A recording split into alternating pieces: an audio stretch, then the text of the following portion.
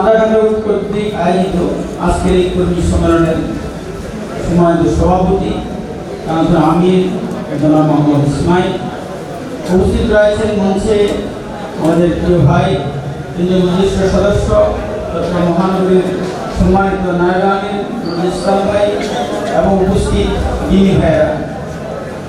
আসলে মেহমানরা বক্তব্য দিয়েছেন, আমার কোনো বক্তব্য নেই। আমি অনুরোধ করব, যেহেতু আল্লাহ রাব্বুল আলামিন আমাদেরকে একটি বিজয় দিয়েছেন, আমরা জালিম সরকার থেকে মুক্তি পেয়েছি। বিজয় হচ্ছে এটা যে জালিম সরকার আমাদের উপর অন্যায়ভাবে জুলুম নির্যাতন করছিল, তা থেকে আমরা মুক্তি পেয়েছি। এখন আমাদের দায়িত্ব হলো আমরা এই জালিম সরকারের জুলুমের প্রতিবাদে আমরা একটি কল্যাণকর রাষ্ট্র প্রতিষ্ঠা করার চেষ্টা করব। প্রিয় ভাইরা, যদি আমরা আমাদের বিরোধিতা আমরা অনেক কথা বলি কিন্তু আমল করি না। আজকে আমলের বড় অভাব। আজকে যদি আমরা আমল করতে পারি, ইসলামের সমাজকে আমরা গৃহীত হতে পারি আমার জীবনে, আমাদের পারিবারিক জীবনে, সমাজ জীবনে, তাহলে আমাদের কল্যাণ করবে।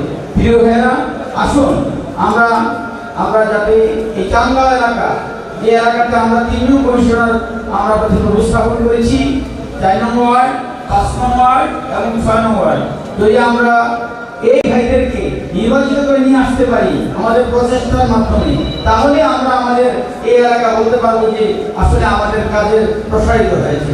আমরা অনেকদিন কাজ করছি, অনেকদিন চেষ্টা করছি যাতে এই জমিনটুকু ইসলামের জন্য কবুল হয়, কিন্তু আমরা আসলে বারবার ব্যর্থ হচ্ছি।